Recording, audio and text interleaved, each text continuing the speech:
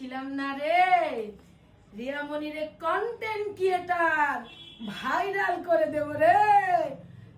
একদিনে কালকে দিনে পেজ খুলেছি, এখনো একদিন হয়নি রে, 47,000 ফলোয়ার হয়ে গিয়েছে রে। বলেছিলাম না কন্টেন্ট ক্রিয়েটার বানাই দিব, তাকে তোরা বরণ করে নে, সে শুধু কন্টেন্ট ক্রিয়েটর না, আমার তোদের তোমাদের সবার কলিগ আজকে তার নবীন বরণ। তোমরা তাকে সাধুবাদ জানাও, নতুন কন্টেন্ট ক্রিয়েটর। রাতারাতি ভাইরাল ফুল বিক্রেতা রিয়ামনি। রিয়ামনির এরম সাকসেস থেকে এবার মুখ খুললেন বাংলাদেশের আর এক জনপ্রিয় কন্টেন্ট ক্রিয়েটার নওরিন আফরোজ পিয়া। নওরিন আফরোজ পিয়া জানায় আসলে এগুলো টাকা ইনকাম করার পথ। রিয়ামনিকে এবার কাজে লাগিয়ে মোটা টাকা ইনকাম করতে চাইছে ফেসবুক থেকে রেহেনা রাখি। আপনিও নিশ্চয়ই মিলেনিয়ার। আমি একজন বিলিনিয়ার। টিকটকে 8.6 মিলিয়ন, ফেসবুকে 4.6 মিলিয়ন, 1 মিলিয়ন কমপ্লিট হলো ইউটিউবে, ইনস্টাগ্রামে 1.6 মিলিয়ন।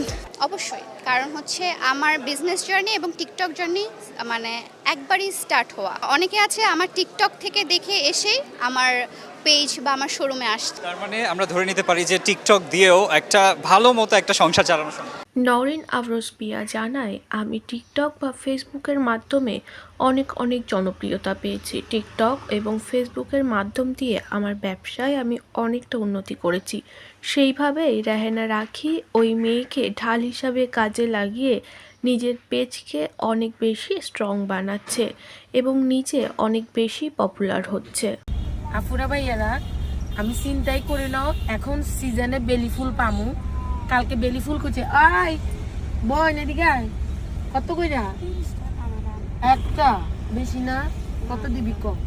ম্যাডাম আজকে বেলি ফুলের কি নাই, অনেক বেশি। সিগন্যাল তো করে দেবো, 1টা 200 না, আমারে 5টা 100 টাকা হলে দাও।